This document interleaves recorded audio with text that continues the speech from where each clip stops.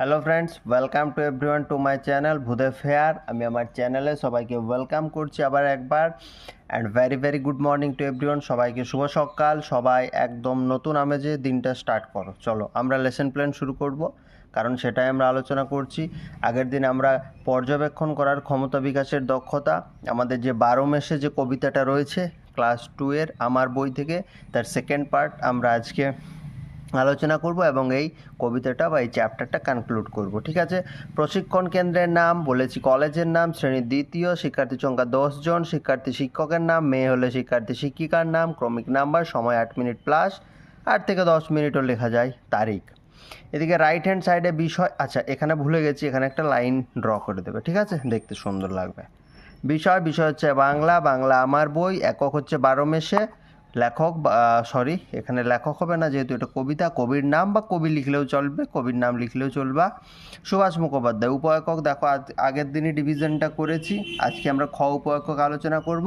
কার্তিকে থেকে রাত জাগে, আজকের পাঠ। ঠিক আছে। আচরণাঙ্গ সমূহ কম্পোনেন্টসে কি আছে?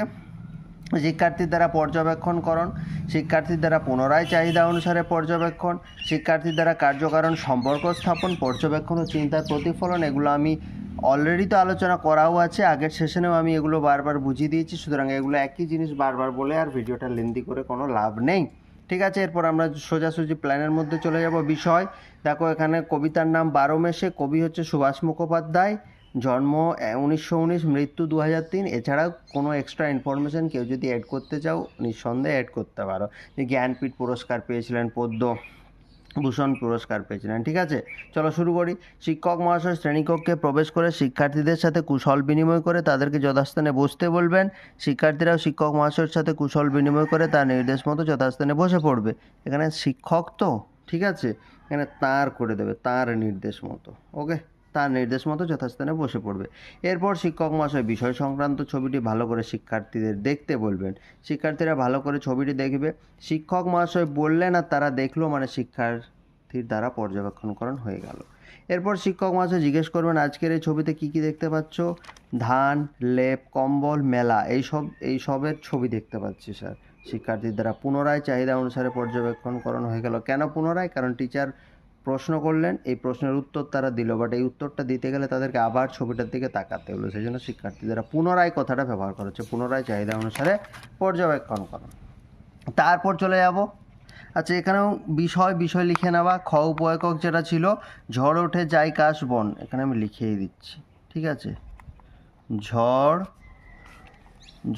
ওঠে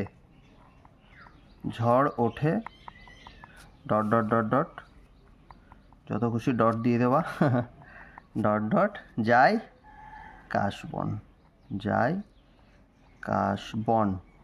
ঠিক আছে, নো প্রবলেম, হয়ে গেল।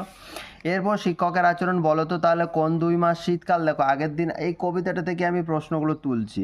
পৌষ আর মাঘ এই 2 মাস শীতকাল, পর্যবেক্ষণ ও চিন্তার প্রতিফলন। পরব কোন মাসে লাগে? চৈত্র মাসে লাগে, এটা কবিতার মধ্যে এগুলো পাবে।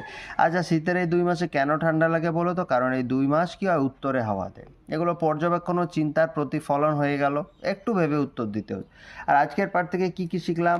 আজকেও কতগুলো, আগের দিনের মতো আজকেও কতগুলো বাংলা মাসের নাম জানলাম। পৌষ মাঘ মাসে ঠান্ডা লাগে তা জানলাম, চৈত্র মাসে পরবের কথা জানলাম, বসন্তে নানা রকম ফুল ফোটে তাও জানলাম। শিক্ষার্থীর দ্বারা কার্যকারণ সম্পর্ক স্থাপন, এই যে শিক্ষার্থীর দ্বারা কার্যকারণ সম্পর্ক স্থাপন, এই প্রশ্নটা এমন হবে যেটার উত্তর, এই প্রশ্নটা এমনভাবে করতে হবে যেটার আমি একটা আনসার পাবো, এবং সেই আনসারটা বাস্তব জীবনের সাথে জড়িত, যেটা থেকে আমি লার্ন করতে পারছি, সেটা আমি ভবিষ্যতে সত্য বলে বিবেচনা করব। আমার ভবিষ্যৎ পরিকল্পনায়, ভবিষ্যৎ আমার জীবনযাত্রায় যেটা আমাকে সাহায্য করবে। ঠিক আছে, মৌলিক সংখ্যা কাকে বলে আমি বুঝতে পারলাম, যৌগিক সংখ্যা কাকে বলে বুঝতে পারলাম।